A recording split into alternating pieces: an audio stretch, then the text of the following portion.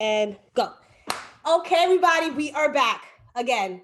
So today is March 7th. Yay! Welcome to Tea in the Classroom. Jay is here. T, however, is on vacation because her birthday was on Tuesday. Yay! Happy belated birthday! Happy birthday, Yay! definitely. So she's not here. So I'm here with my two besties. Yay! Here we have Terrence, aka Mr. Paradigm Man. Okay, and here we have Mr. Marquise, Mr. Meraki, New York. Meraki, New York himself. Ow. Okay, I wore this sweater episode uno. You feel me? I had to support my people, but of course. Alrighty. So today we're going to talk about mental health part dos. Boys have feelings too. Okay. I'm a grown ass man. Yeah, I'm definitely first grown, off, man. so Well, I get it. I understand. You have to make Ew. that clear. Okay. Yes, you guys are grown ass men, but it is important that we talk about what happened at the beginning, from your youth as to what made you the man that you are today. Yes, everything starts absolutely. from the beginning. That's a Okay. fact. So when me and T talked about mental health part one, we talked about our childhood and just the little things that people may think that you look over, but they really make huge impacts in our lives as we get older. Mhm. And so we touched a little bit on men, but I really didn't want to go into too much detail because we can't really discuss men and how they grew up and how they lived their lives without having them on the show. Yay! So we didn't want to skip another episode, so I thought it would be best to have two men on our show to be able to give us a better view as to what they go through from young. Okay, so Fire Mommy definitely left a lot of questions in the handy dandy notebook. But before we get into questions, we want both of our guests to introduce themselves. Okay, so we're gonna start with Yeah, I started up. okay, First thing, Queese. I'm definitely Queese. Hands on you. Other people know me as that. That's my massage therapy thing. I love it. I love my entrepreneurship journey. That's what I'm saying. I love that. I love the fact that the Meraki New York has got me out there a little bit. It's definitely something. You know what I'm saying? Sis always supported. And that's me, man. I'm 28. I got a 3-year-old kid. He's my world. I'm a family man, but let me not. Let me Are you not. with You your know what baby I'm saying? mother? I am not. You're not. Okay, we'll get into that when it comes down. And Terrence. hi. Hi. I'm more of a 9 to 5 guy. I'm a technician. I'm a veteran, Air Force. What else did I do? Eh, I work on planes. So yeah, that sums it up. I'm 28 years old. I don't have any kids. I am single. Still trying to figure things out. So that's where I'm at right now. Nice to meet you guys. Nice to meet you guys. Okay, Terrence and Queese, welcome to Tea in the Classroom without T. But hopefully you guys be back again with her. So don't you worry. So when we talk about mental health, we first want to talk about childhood. Discussing where you came from is very important. Discussing, the things that you grew up around is very important. So number one, um, small factors that play a role, I guess, in anybody, not only females or males, but just children in general, is your upbringing. So let's say, did you have one parent in your household, or did you have two? And do you think that that played a role in the way that you grew up? We can start with Queese, or we can start with Terrence, whoever. So Terrence, go ahead. All right. As far as my childhood, I grew up around a bunch of single women that had kids. So one of my actually, excuse me, one of my the person that touched me is my grandmother. Pretty much, she had 6 kids. She was a single parent. So a lot of the things that I go through now, I have to think about that and keep that in the back of my head because I don't have any excuse if she made it. She was a sanitation worker. She always provided for everybody, including her grandkids. She was definitely somebody that she actually is a high school dropout, and she still did her thing. She probably have the most money in my family right now. Yay, grandma. So that's one of the things I think about when it comes to what motivates me to go hard and do what I need to do as a man on this, in the United States of America. a black man at that. Right. So we'll definitely get into how you being surrounded around so many powerful women played a role into how you handled or mishandled women growing up. But we'll get into that toxic fun stuff in a few. Marquise, go ahead. Tell us about your upbringing. How was your household? My household. I'm saying I had my dad. He was in my life always. He wasn't always living with us, but he was always there. But I grew up from junior high school. Him was, he was living with us. So I've seen a lot of strong black women in my life as well. Um, so I definitely make sure I have a certain type of. They have a special place in my heart. You know what I'm saying? Like I seen y'all trying to figure it out. I seen y'all trying to do a lot on your own. You know what I'm saying? And even like I said, my dad was there. Whatever the cases, my mom still worked her ass off for me and my sister. And it's not like she couldn't get help, but who's gonna ask for help? I know how it is with y'all. You know what I'm saying? Like I get it. You know what I'm saying? Most people want to do it on their own. No one wants to ask for nothing. So Right. So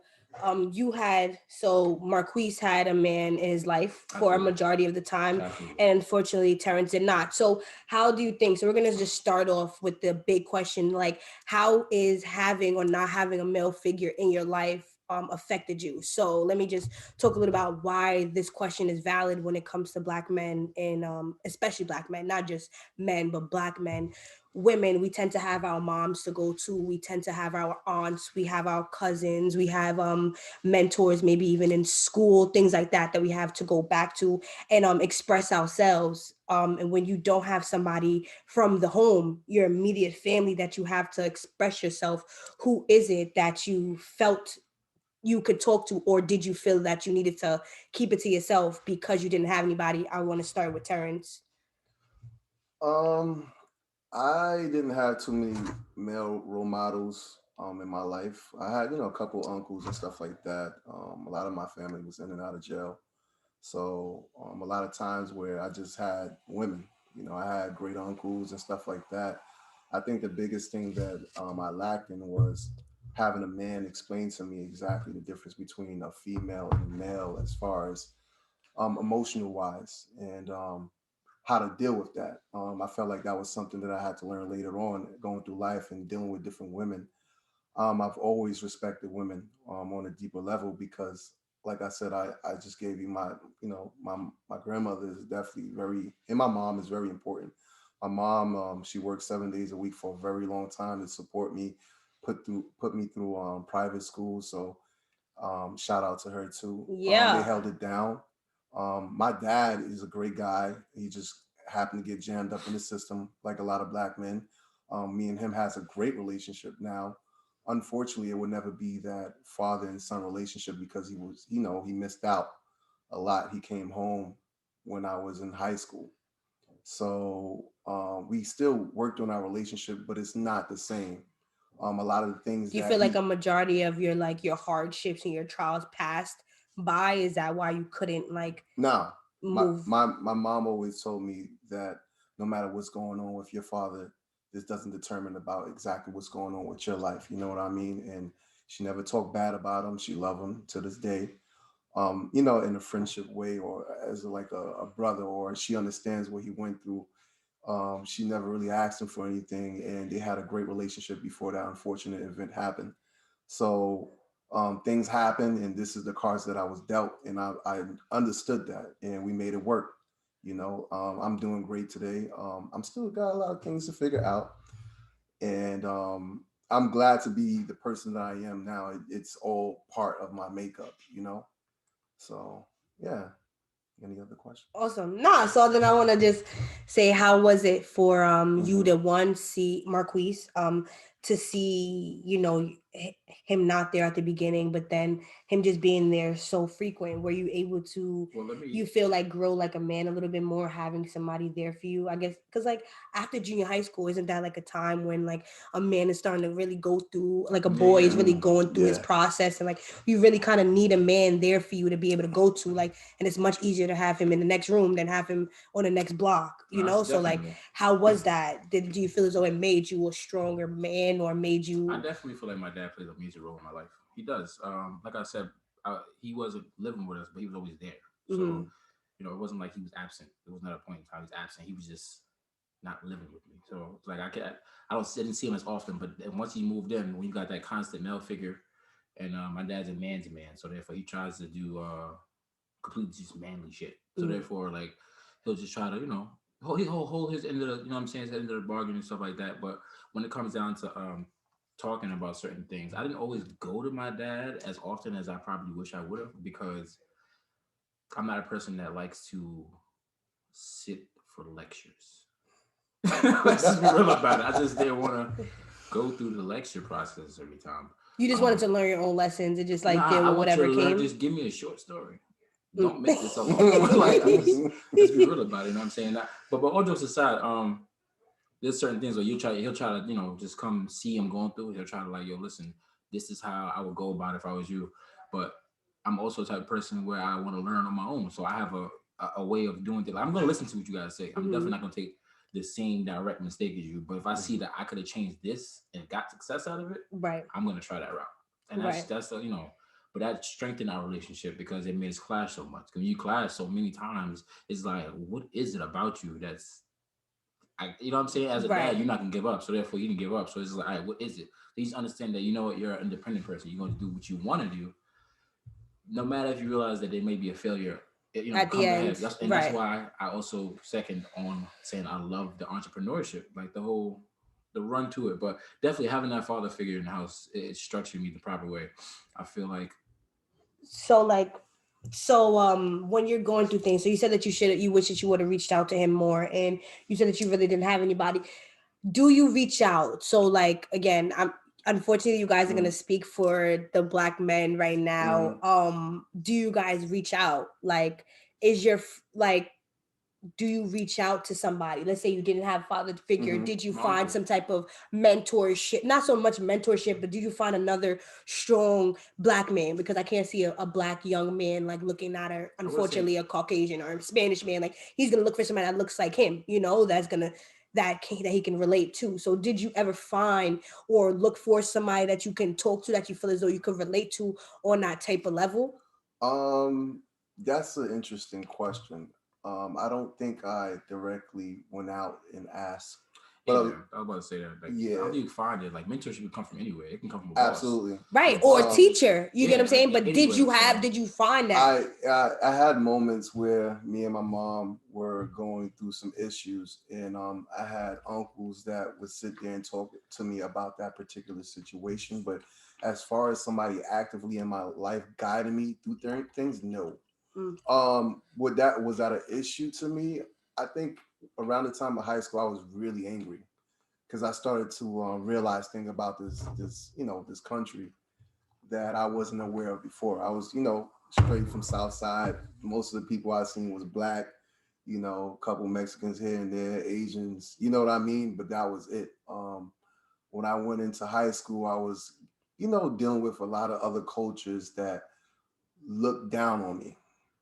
So I was angry, and I very prideful, and nobody could tell me shit pretty much. And that anger turned into, gangs and all this other shit that really wasn't something positive in my life at all. So I think at that point, I had to realize that even though I have a bunch of individuals that's around me that may look at me and think that I'm less than, I still have to do what I need to do for myself. Absolutely. You know what's crazy? She knows I'm not. You get what I'm saying? Anyway. Okay. Sorry about that, guys. Yeah, I just drunk. All right. So this talking about everything that you went through and all the things that you saw and you were able to come through, right? So at the beginning, so let's talk about a little bit about emotions, right? Because that's kind of why we're here to discuss like the mental health, and mental health kind of comes from trauma and your emotions and all the things that you kind of went through to make you who you are. So at the beginning, as a young man, were you ever told that you were not allowed to show emotion, express emotion, or give emotion? No. Crying. So now, boom. So now we have two different men same age, and one has said that one has never been told to not express emotion, and one has been told, yes, he was told to never express emotion. So I would love to hear this. Like, it's a literal sense of like crying just shows a weakness that a man shouldn't carry a lot. You know what I'm saying? You shouldn't be showing your weak. Like if you have a weak side, you don't want to show your weakness. You don't put, bring it across the table like, I'm not good at this right here. You try to put that to the side real quick. You try to hide it, show your strong points. So when it comes down to being a man's man, like I said, my dad is, all that crying is really out the window. You know what I'm saying? Like he taught me how to box, karate, martial arts, but he didn't teach me how to express my feelings because that's just not what we do. We just, as a man, being emotional is also equivalent to being vulnerable, which is a fact. And then it's just, you can express yourself through poetry, like that's what he did. Me personally, I'm not the greatest poet, so I express myself how I express myself. I'm so gonna talk, give me 1 second. So don't forget where you are. So John told me that you're a manly man dad, right? That boxed, that did all these things, also took time out and did poetry. Is that what you're telling me? Absolutely. Understand that is a form of therapy in itself. Yeah. Okay, that is a form of self-therapy, but it is therapy in itself. So he did. It wasn't so much that he cried. He didn't cry. My son cried on the paper. That's a fact. You know what I'm saying? So it really wasn't. I don't think that he ever, or maybe not. I don't want to say that. I don't think that, but maybe it was just physical. So what is the issue with physically expressing your emotions? Why is it that you have to be held behind closed door? But Terrence, you said that you were never told that you didn't. However, my mother was a very strong individual. He's a gangster. I don't know why he didn't say. He always says my mom is a gangster. For some reason, he didn't just say that. Like that's always the first line. Definitely a gangster. My mom's a gangster. I seen her cry about 2 times, and those situations were really crazy. But nah, like she didn't cry. You know what I mean? She didn't make any excuses.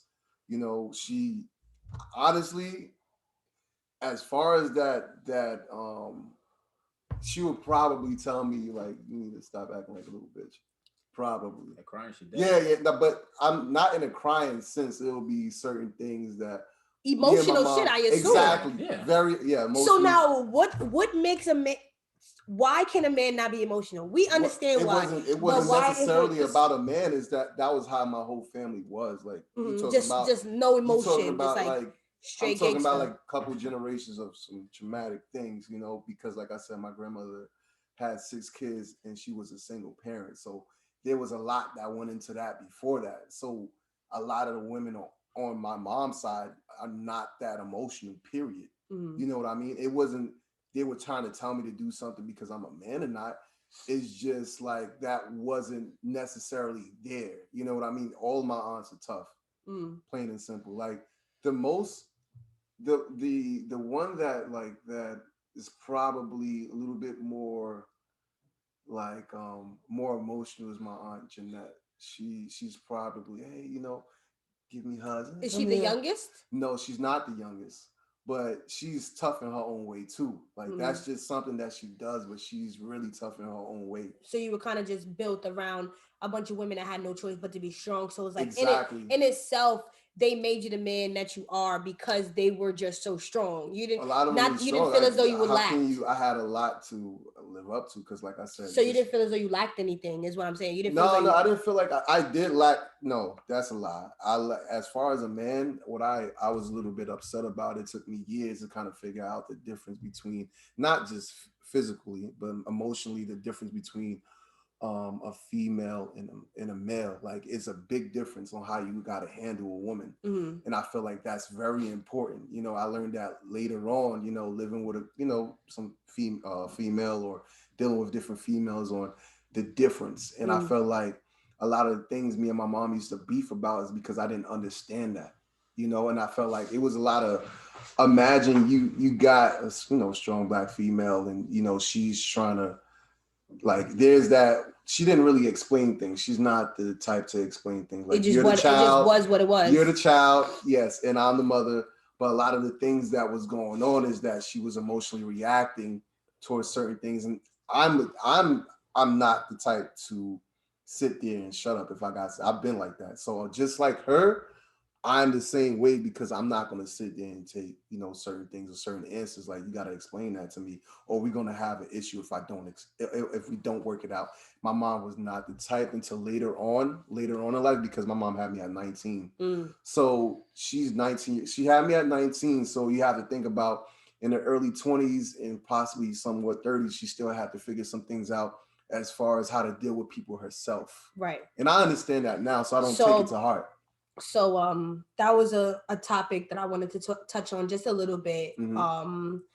Like, I don't know if you mind divulging as to how old, because you're the youngest, yes? Yeah. So like, how old were they when they had you? Oh, I'm 31. Right. So she was at a wonderful age where she was super sufficient. Both everybody was sufficient on the same type of time. And so I was just curious. I wanted to like just slightly bring up. And again, you guys are from two different paths of life. Like, I deal with special ed kids, and a lot of them are from like the hood, and a lot of their parents are low income, very, very young, 18, 19, 16, and it plays such a strong role. Like, I have one student that I just recently got. My boy is 19. Like, his mom had him when she was 18. Wow. And just like didn't care. Like, he was the least priority on the list, and I feel as though that happens a lot in this community, like I don't want to say that it doesn't happen in other cultures and other things like that, but being able to like give up, or just say like, this is not something that I want to do, or like pass it along. So like, we already know who became the woman in his life. Who became the woman in his life? His grandma. That's just like how it goes. And then when you lose that, you lose everything, and I feel like it's just so unfortunate, especially in this community. Now you have a young Black man who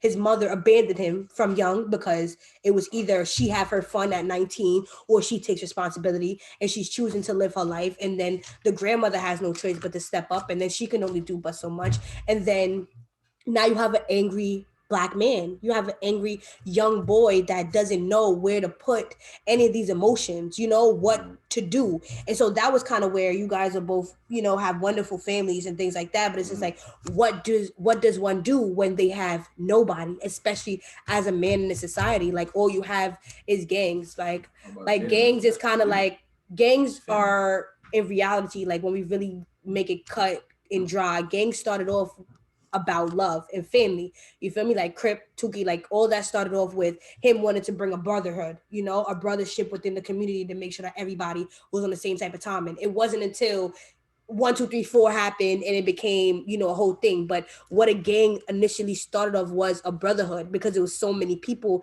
in these Black communities to where they did not have anybody to go to but their people, but their brothers. And so that was like kind of another thing. Like, there's so many questions when like talking about men, just like when it's like the blind leading the blind, kind of like when you have your friends that are on that same type of time and the same age, going through the same struggles. Like, how does any Black man move on, a man in general, but of course a Black man, how do they move on from one level to the next when it's like not so much crabs in a barrel, because y'all not pulling each other down, but y'all are all trying to hold on to the same type of threads, trying to make it through, trying to listen to the same things, like just trying to learn off each other. How does anybody grow? Like, how do you express your emotions? How do you move forward? Like, how does one learn about a paradigm when, if they're outside in the street? Like, how did you go from being outside to getting your shit together? Like, what needs to happen, especially in our community? Picking up a book, going through different experiences. I've been a technician for the majority of my life, so I have an approach of, when you can't figure out something, you pick up a book and you actually do research and you figure it out, and you make, you jot it down. If this doesn't work, you try the next thing. So I've pretty much always been like that because that's my job. So over the time I do that, I take that in, that same approach in my personal life. So if I don't know how to budget, or if I'm struggling with something, I'm actually going to do the research. We have, you got the internet. Anything that you need, you can go on Google and type it up. Like, I have this issue, how do I deal with it? Or you go to therapy. It depends what you want to learn, right? And you be proactive instead of reactive. Like, you take time to kind of work on yourself. It never stops. Right. Quise. So like, what about you? Ask a question. Ask the question again. So for those that don't have anybody and you have nobody but your people, like how exactly do you progress? Like when you talk to people, let's say like you're going through a situation with your shorty and everybody around you is fuck that bitch ass niggas. Like how exactly do you kind of like move forward? Like how do you be a better person if everybody around you is kind of like toxic, literally. Like if everybody around you is toxic, but those are your family because kind of those are the people that was down for you. What happens then? That's the first question. Second question is, you know, y'all beautiful friendships and how they maintain and all the toxic that goes along with it. But we'll just start with the beginning. So basically, outlets. Basically, so what's the outlets on? Yeah. So I mean, outlets. I mean, people. Some people, like I said, turn the game. But the positive outcome, positive ways. I feel like everyone should have a circle that has key players in your circle. I feel like having a motivator is necessary. Having a logic person is necessary. You know what I'm saying? It's a certain role. So I mean, you're not always gonna have these. Sometimes you don't have the luxury of having friends that have their head on their shoulders because you're just out of a situation where everybody's toxic, like you just finished saying. So, what's ways? I mean, we all kind of know right from wrong. You know what I'm saying? So if you're steering in the direction of going right, and you feel like everyone's telling you wrong, you just continue to follow what you feel is right. For me, I didn't necessarily have a bunch of motivators inside my circle. I do have some now, but I didn't have them all the way, all the time. So I did something that people don't find cool. I pray. I'm sorry. I find that to be. God is good. Yeah, you know what I'm saying. God is good. I pray. Absolutely. Like, all the time. Whoa, because I'm about to kick them both out. It's about to be a show for one. Let's say this one more time. I feel like that should have been the first thing we said. Period. Yeah, absolutely. God is good. All the time. And all the time. God is good. Period, cool. That's it. You know what I'm saying? So like me. Honestly, that should have been the first thing we suggested. For real. Like, so you know what I'm saying? I pray myself out of mass situations. You know what I'm saying? I feel like prayer works. We ain't got nothing else. If you want to hear a voice back, then you're crazy. You're not gonna get it. You know what I'm saying? But you want action, that's what he does. He does action. So situations, you stay on the right path, you'll get out of that situation. But again, when you think about religion and when you think about like those type of positive outlets, someone introduces you to that. Like it's unfortunate. So having people around you that is nothing but toxic, it is much harder to be introduced to something so positive like love and light. You know, like having people that push you away, they're not going to introduce you to the love and light. Like you need those type of things. And again, that's why I really try to be somebody that kind of like pushes somebody forward, because outside there really isn't that much people that's going to give you the things that you need to grow, basically. And so that goes into the next thing, like you said, like you had friends, you had a group of people, let's say like as a man, right? Me and T talked about it in the last episodes about how powerful y'all relationships are. Like it's such a beautiful thing to see a man's friendship and how well they I don't know about progress, but how well they maintain them. You know what I'm saying? Like they slap each other, punch each other, 1, 2, 3, and then like everything is good to go because you guys aren't as petty. You guys like there isn't anything behind it. It's just nothing but love. But it's like, how is it that that's able to be maintained? You know what I'm saying? Like what is it about like the black man's I don't know, like what holds y'all together in terms of, I guess, your friendship? We all So is it trauma bonding though? Do you know what trauma bonding is? Yeah, it could be. Absolutely. Trauma bonding. So let me just say what trauma bonding is first. So trauma bonding is basically like you went through a situation and your friend went through a situation, the person went through a situation, and y'all connect on that type of level. Like you were abused by your partner, I was abused by my partner. Like you went to jail for a certain amount of time, I went to jail for a certain amount of time. That is a type of trauma that changes your life. And now if you and another person connects on that level, then that is considered as trauma bonding. Now, do you think that a lot of male relationships are based around trauma bonding? I feel like I'm not gonna say a lot. Yeah, it is a lot. It's a hell of a lot, actually. I was about to say a lot of our friends, associates, people who we keep around us like that, it's a mirror image of us in some way. So therefore, that trauma bonding is huge. Like you said something big. A lot of niggas get cool because you did time, I did time. We are part of now a certain kind of it's a stereotype, but it's a certain kind of community. You know, you understand, I understand, and we can move forward and try to either keep us from going through that path, or I got your back mentality is always going to be something, because loyalty is key. It's for any kind of bonding. So if I see you loyal, I'm gonna rock with you. You know what I'm saying? Like, because over strength of definitely we've lived the same kind of life. You understand my struggles, and you understanding my struggles, it is gonna propel us further. Because it's like, yo, bro, listen, they don't understand why I'm tight right now, but you get it. Yeah, you understand exactly what's going on. You feel absolutely. me? Like, I feel like females trauma bond too, but it still ends terribly. Females are petty. Somebody got to be the queen. That's it. Like, I feel like, to piggyback off what he said, I've definitely seen a group of men that did time, and a lot of the times they try to pull each other up. Which is a great thing, because you have no excuse if you started with that person in the same predicament. If somebody's there, you have a group. You know what I mean? This is what I'm doing. You need a job or whatever you're doing. You're in the streets, but you need to do something better than that. Try to uplift each other and get them to a point where they're comfortable in life. You know what I mean? Which is pretty dope. And it's like nobody ever knows all the answers, but say if I figure out something that you may not know and it may help you out, I'm gonna let y'all know. That's just me. Right. Not everybody's like that. There's some people that feels like they gotta be a special nigga. You know what I mean? And that's they gotta feel like they gotta be on top of everything, or they gotta be special for whatever reason they feel that way. But I'm not. I know I'm not like that at all. Like if I could do something or let somebody know about something or something that I experience or whatever, I'm gonna let you know. No matter how crappy the experience is, I'm not the type of person that is afraid to talk about my flaws and my mistakes. Even though it may look surface, it may look great, but Lord knows if you close to me, I've been through some things and I still make my mistakes. I am not perfect. Whatever I got, God gave it to me, and I'm happy with that.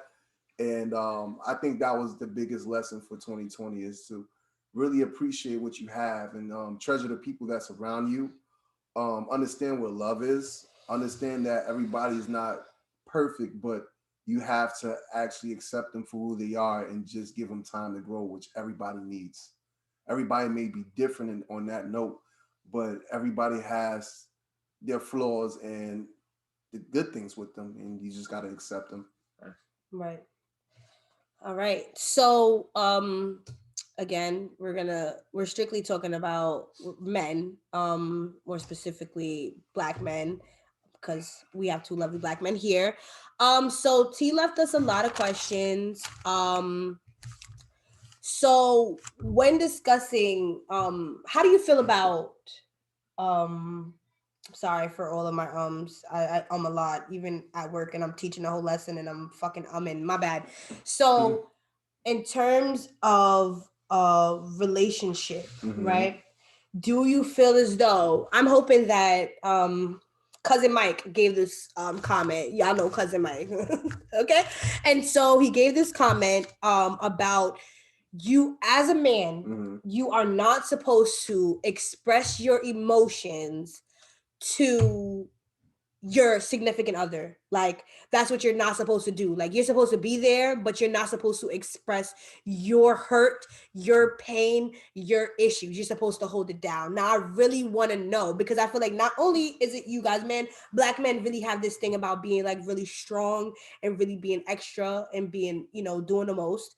But when it comes down to your significant other, I really find it to be super concerning if you feel as though you can't open up and be vulnerable. Like you said, like vulnerability is something that people look down upon when it comes to a man for some reason. But when you get into a relationship, I feel like your objective when being in a relationship is to fucking be vulnerable. Is that not the purpose of being in love and being in all that fucking type of environment? So what is it? So go ahead, Clint. Turn paradigm in with the answer. Honestly, maybe I'm wrong, but I feel like that's pure bullshit. Honestly, like, first off, if I'm dealing with somebody, it's somebody that I'm dealing with, and I can't be emotional or I can't be vulnerable, what the hell is the point of really being with them?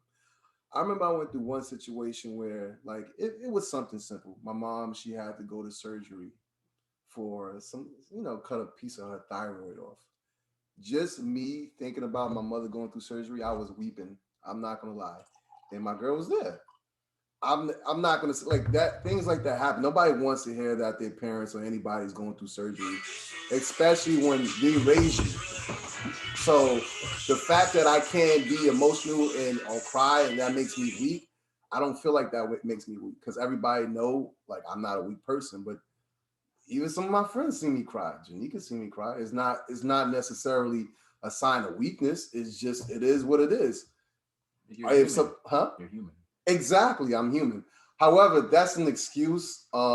If some people feel like they can't cry for whatever reason, that's with them. But to me, my opinion, that's bullshit. You know, I don't agree with you. Not supposed to. First of all, like you said, if I'm dealing with you, I need to open up to somebody. That's how you have that. Yeah.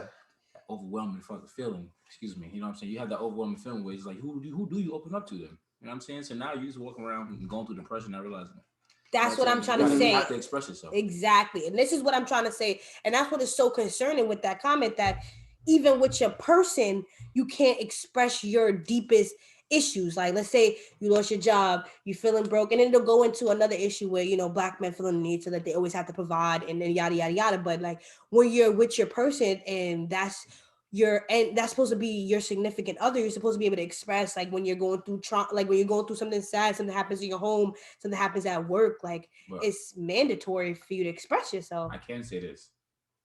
I wasn't always that open. Like how that last statement was the new me. Yeah, you're right. You're right. That's the new me. Yeah, you're right. Because me of old, yeah, absolutely right. Honestly, me being open and vulnerable, you're gonna look at me as a weak person, and then you're gonna either try to run over that, you're gonna play on my weakness, and that's why I can't give you that me, because I'm not a sucker, and you're not gonna catch me. So the question is, I'm just not here for it. The question I have is, what type of individuals do he currently have around him for him not to do that or feel? Because I don't really feel like it needs to be a significant other.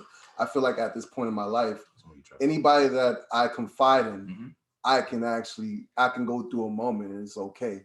Because I don't have too many people around me that I can't. But that's what I'm saying. And then there's just so many things. We're gonna definitely have a part 2, because I agree with what you're saying though. I've been in those environments, and I definitely agree in certain environments that you can't show your emotion, but with your girl or with your immediate circle. If I can understand if you're at work or maybe in that situation where you're in a gang or whatever the case may be, I totally understand that.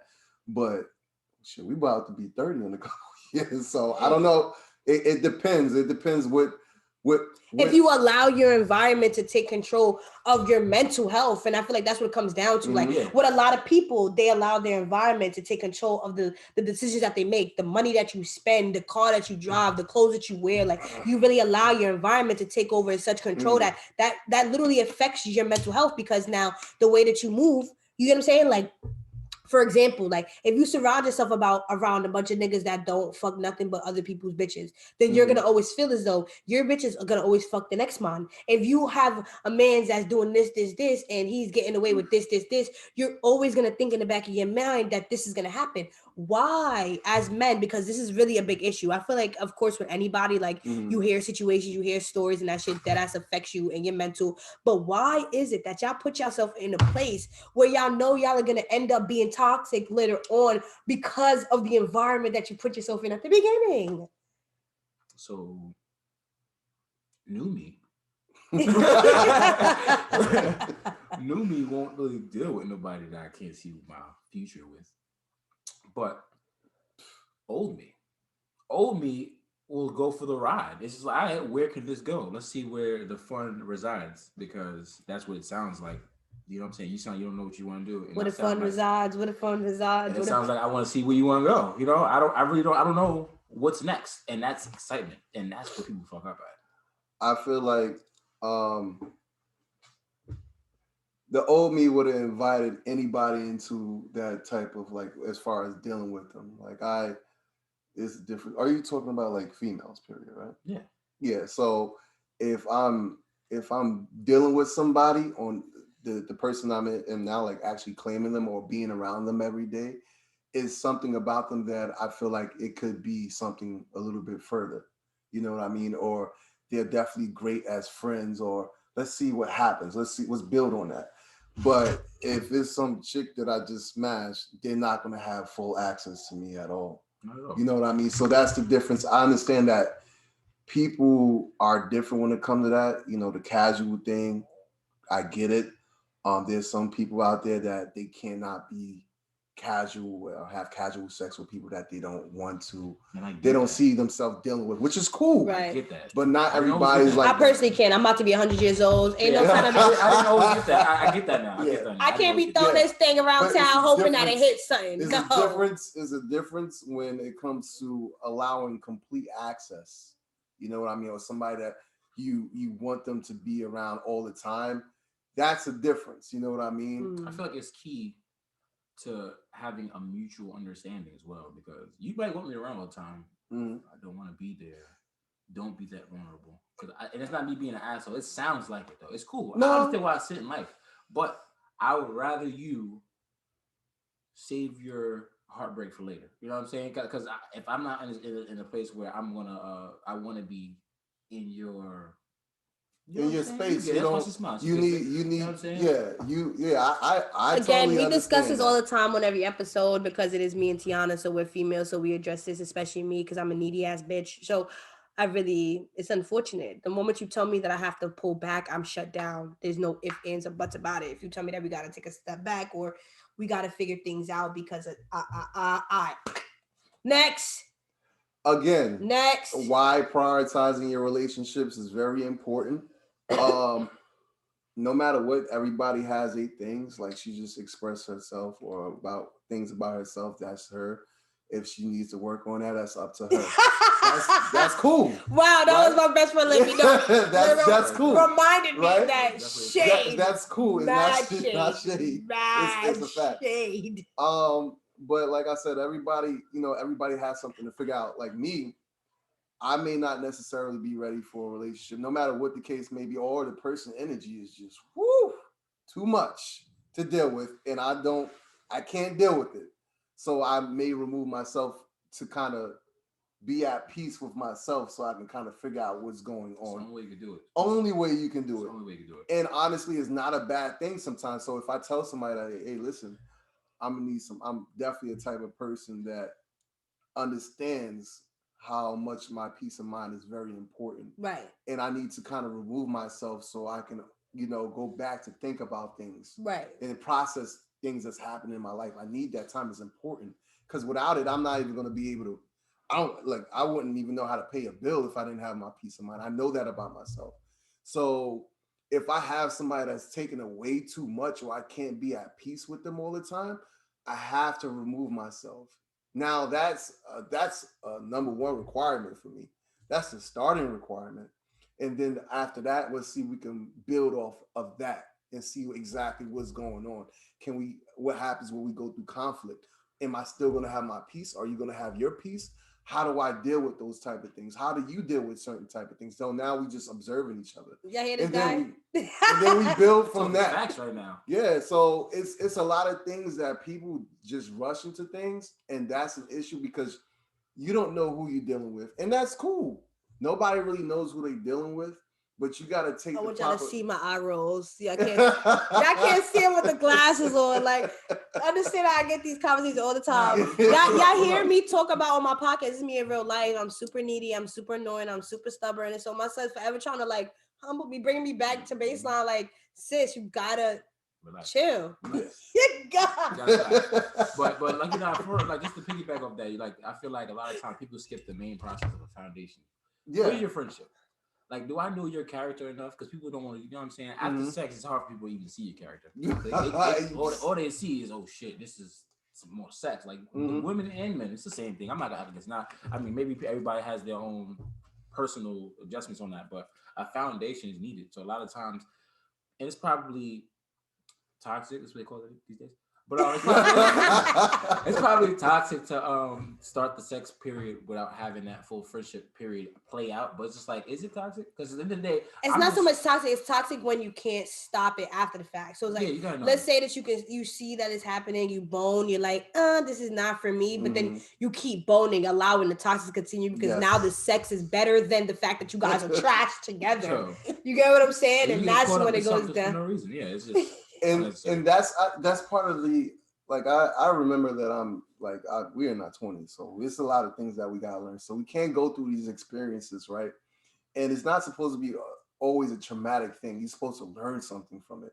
and then move forward and understand exactly what you're doing if you jump into another situation doing the same thing. So yes, you're right. Like as far as jumping into bed with somebody, keep doing that, doing whatever y'all doing, even though you know deep down inside this person is not good for you, is not a wise thing to do. Facts. And then you have to, like, what I would say is that, like I said, there's nothing wrong with people doing whatever they're doing.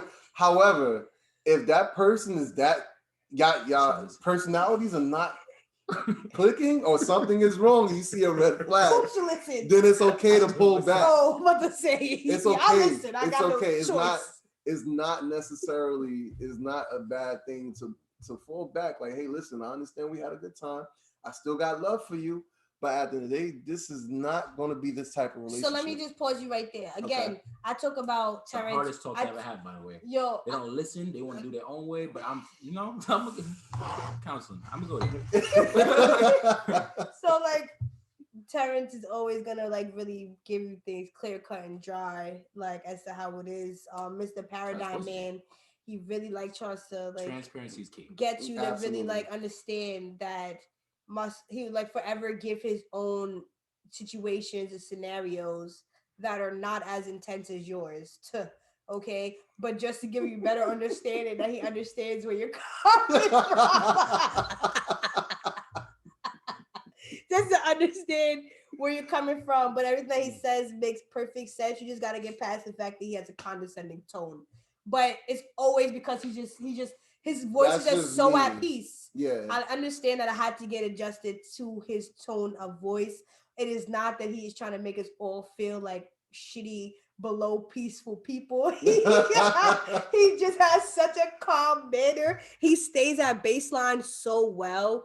You know, my son really understands the definition of boundaries. You know what I'm saying? Like, he really understands boundaries and the definition, understanding of boundaries. Boundaries are so important when in life and dealing with a lot of things, relationship, friendships, life, love, like everything. Boundaries are so important. I have issues with them because I have issues with respecting other people's boundaries. So I have difficulty with setting my own boundaries because I'm not really good at respecting other people's boundaries. But I am, like I said, I am a work in progress. Everybody is. And if you can't respect that, then I don't understand that. Like, no matter how different we are, the fact that she can actually be honest about the current state of mind that she's in, that's very important to me, no matter how ugly it comes out. Because, trust me, it was definitely probably an argument when at one point, why do you sound so fucking condescending? Yeah. But at the end of the day, I prefer you do that, and then I can actually explain. And later on, as time goes, you're going to know is he a dickhead? Right. Or if he gives a shit. Yeah, right. Exactly. So, but I'm a transparent person, and that's why we can maintain. You can maintain a relationship important. Because I'm very open. I'm very honest about my issues. Y'all know about my issues. It's just about me taking that next step, number 2 and 3, which is actually following through to fix that shit. But I know my issues. This is just about me wanting to move forward and fix that shit. So when talking about mental health and talking about Black men, the last thing is therapy, right? So what is our take on therapy as Black people, Black men in the community? I am for it. I am a female, so I'm going to start. And I'm for therapy. At the beginning, it wasn't that I wasn't so much for it, but it was kind of that I was like feeling like I got this, like it ain't nothing that no prayer and no quiet time can't handle. Until you realize that it's way more than quiet time and prayer. Like, you really need to let it out, because no matter how much my son will listen to you, he really can't speak to you. Like a therapist can talk to you about ways and things to discuss it. Before we discuss how we feel about it, we had a wonderful therapist of ours that I know, and she decided to give us some information that I should give to our podcasters. Okay, so she told me about openpath.com. It is for people who cannot afford regular therapy prices. It is not promoted because it is so cheap and for us, right? So it answers questions, you register, and you pay between $30 to $60 for some therapy that you'll be out here paying hundreds of dollars for. So check that out. OpenPath, OPENPATH.com for those that want to seek out therapy. So now, our beautiful Black men, how do we feel about therapy? Can I piggyback off? Go ahead. If you have a flexible savings account, these are the type of things you should also, utilize in order to go seek help. Like it's okay. You just get an itemized receipt and you use your FSA. I get on her about that all the time, but she always tells me she doesn't have one. But just so you know, if you have a FSA, go ahead and utilize it for mental health. It's possible. And massages too. But go ahead, I like how you move. No, but I definitely therapy is. I honestly, legit, and I say this very strong and confidently. I think we all need it. Everybody. Every single person, especially in the Black community. I feel like we all need it. You know what I'm saying? Now you could have grown up I grew up pretty good. I'm not, you know what I'm saying? This is my home. Like I grew up in a very positive setting in all cases, not all the time, because that's just a part of the culture, I guess, in a sense, whatever. But we all go through things in our lives that, have negative parts of it. But all around, I feel like we all need therapy. Therapy, you gotta have somebody to talk to that has non-biased opinion. Right, literally. You know what I'm saying? It's key, because literally, a lot of times our therapists are the people who are around us, right? And they're only gonna tell you what they want you to know. Like, basically, someone could tell you, it could be somebody that's for you, but you don't. Situations a little sticky. A lot of times niggas be like, fuck that bitch. A lot of times, let's be realistic. You know what I'm saying? Some people will be like, fuck that bitch. Especially back then when we was younger. It's always fuck that bitch, because there's so many more out here. Excuse my language. These women, there's so many more women out here. Fuck that bitch. No. It's not even fuck that bitch, but there's so many more women, not so many more. Anyway, the point being is that, like, there's so many more women out here for us to find and cherish and love, whether it be the duration is your own. But I feel as if it's definitely a mental health thing where we just move on without processing. You know what I'm saying? People don't process. People don't take the time to actually heal. And these are also things that therapy will help out with. You know what I'm saying? If you decide to just speak on it, I don't think too many sessions will take too long, because some people do be having flings a lot of times. Like, I have flings from time to time, so I don't need to go through a couple sessions for this. But ultimately, why am I having flings? Why is it not something? You know what I'm saying? So you want to know the deeper understanding of yourself. I mean, I do. I don't know, everyone that you want to. I think it's the consistency that kills people, like having to go back. I think that's what killed me. Like, I attempted a therapist, and she was just not for me. And then the moment you find a therapist that's not for you, it could really like motivate you to find something better, or have you like really give up and really not give a shit. And so when I went to her, and I was just like, nah, this is just not it, and I just never went back.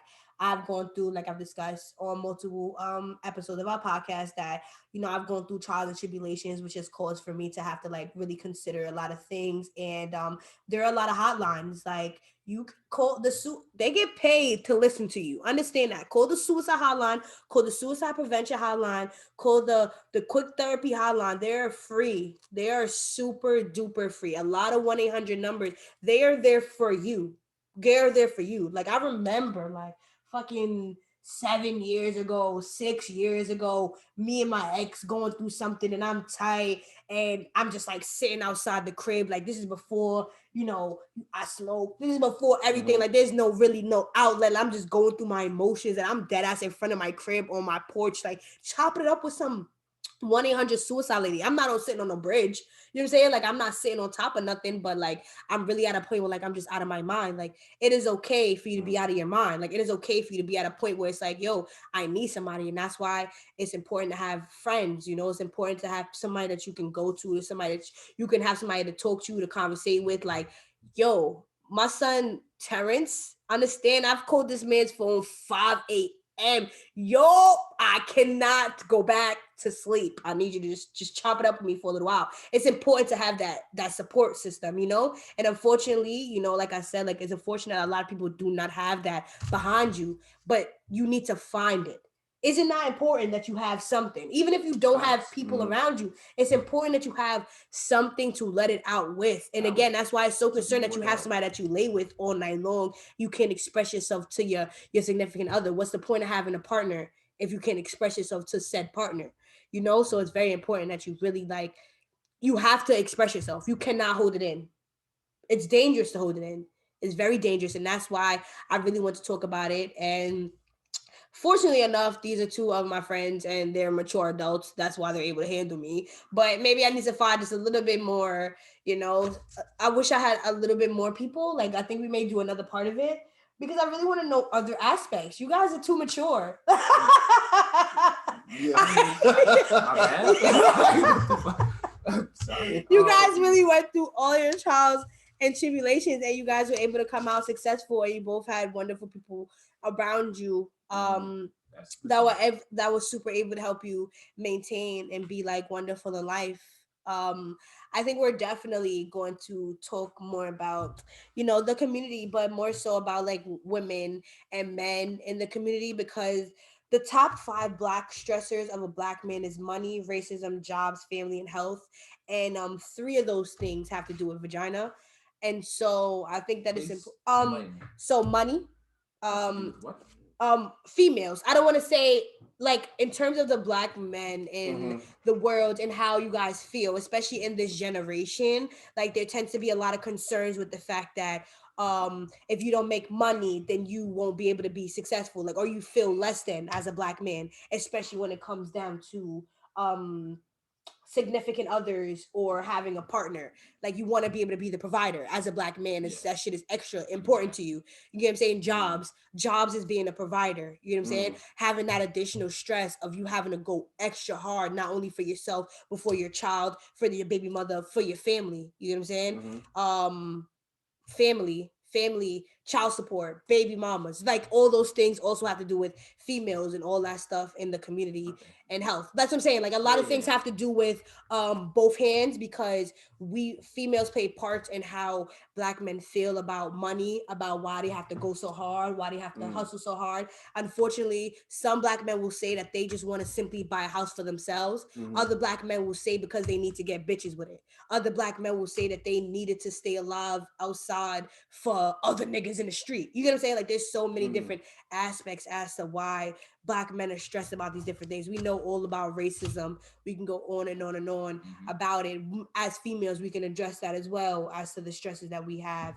And then health, Black men go through a lot of, heart diseases and things like that, as well as STDs, and we'll talk about that as well. You get what I'm saying? Like, why is it that Black men don't like to go to the doctor as much? Like, like it's just a lot of different things to talk about. But we'll definitely have a part 2. Yay with T has to be a part of it. It is now 5:55 p.m. I love solid number times. And yes, so we are done on episode 8 of Tea in the Classroom. How exciting is this? We'll definitely have another one. I want to have a couple more guys. I guess we'll have a discussion with these two when T comes back, because they're pretty mature and we can have a good discussion without any drama. Drama's fun, but not for tea in the classroom. But I can get toxic. You ain't lying. Just make a little bit. She's not. One time. But that is it for our episode on Tea in the Classroom. It's all right. I didn't prepare them for it. No, it's okay. It's okay. It's okay. It's okay. Thank you for coming to Tea in the Classroom. Yay! Okay, guys. Adios.